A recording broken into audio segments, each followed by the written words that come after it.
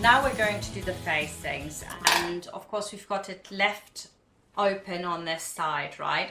So just imagine that this then lies inside of your front, okay, with this side open there. So that will then tell you which side you have to put together, and you can just put a pin in and that's it. And it's really easy to get the wrong side together. So there we are. So now we just need to close this with a 1 centimeter seam allowance.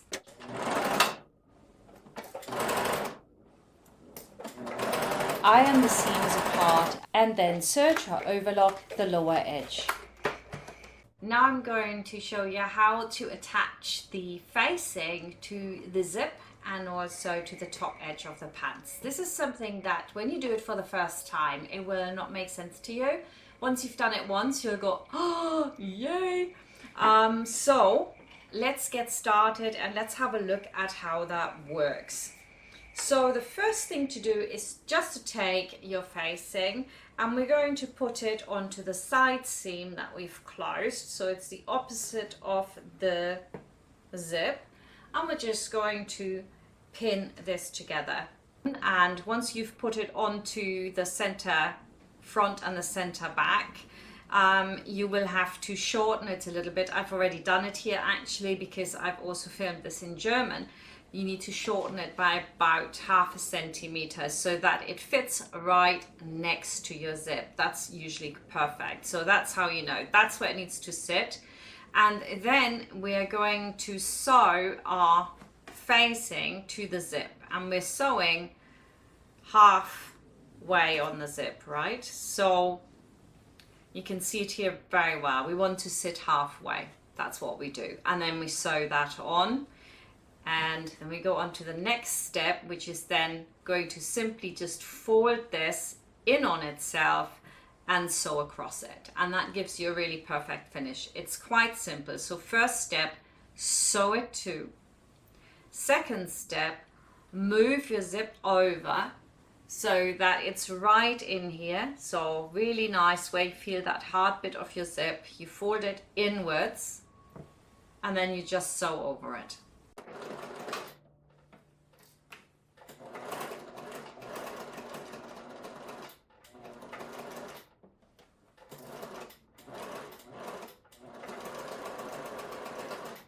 So now I've sewn it on, as you can see here. All right, so if I just open this out, this is what it looks like. All right, so simple, not really hard. It's just the first time when you've never done it before. Fold in your zip. You can put a vertical pin in here so that it sits nicely in place. And then we can pin the rest of it too, and we're just going to stitch it in. But we're going to do the other side first, of course. All clear? Okay, so now let's do the other side. And then on the other side we do exactly the same. So the center back on the center back seam.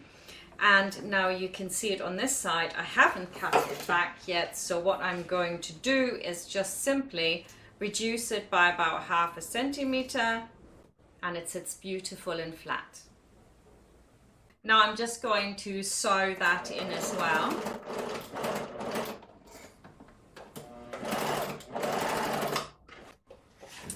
Lovely, jubbly, excellent.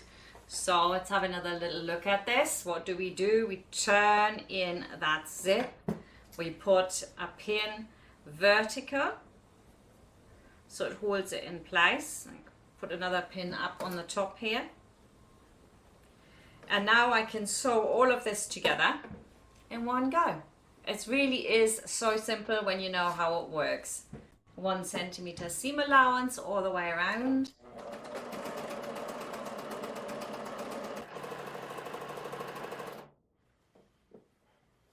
You want to take your pins out as you go and line up the edges of your fabric all the way around.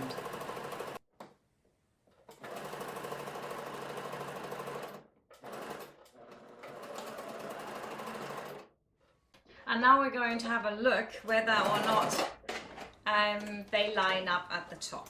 Right, that is the bit we are going to check before we carry on. So now I've turned it, I can just see whether or not it fits at the top and whether it's straight.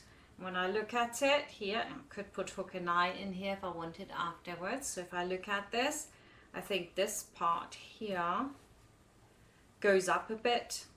Apart from that, it's good, but you can see the little dent in here.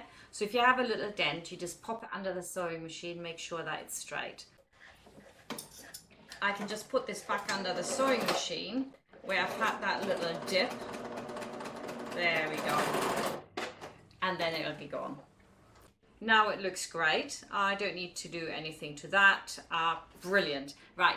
Next step is to understitch our seam allowance. That makes it sit really, really well. So how do we do the understitching? It simply means that you're stitching your seam allowance to your facing. It also makes ironing a lot easier. So what you do, you take it back under your sewing machine here. You can't start at the very beginning. That doesn't work because you've already sewn into there. What you want to do is you start a little bit further over where it's easy. Now we're just going to stitch it fairly close to the seam, about 2 millimeters off all the way around. So let's have a look at these stitchings here. You can see there it's just on the facing, and you can see it like a second line of stitching on the underside. It's really simple. It's so nice. Look how lovely that just rolls out. It's amazing. I love this. And if you have done what I've just done and you've sewn one of the seam allowances over, just snip it, and there we go.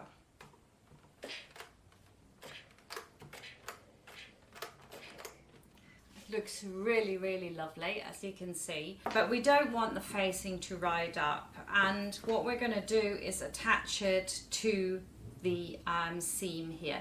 So what you can do is just stitch in the ditch down. I've done that on mine, or you can do it with a few hand stitches all the way around. Here I'm going to do it with a few hand stitches, so it's very, very simple. Go in there. Don't grab the outside though, just a few stitches here just to hold it in place so it can't go anywhere. Cut it off. Right, now I've attached my facings, so you could put a hook there and an eye on the other side and do that, but I'm not even going to bother. I think it's absolutely fine the way it is. So I finished our pants now apart from the hem, and that we're going to do in the next chapter.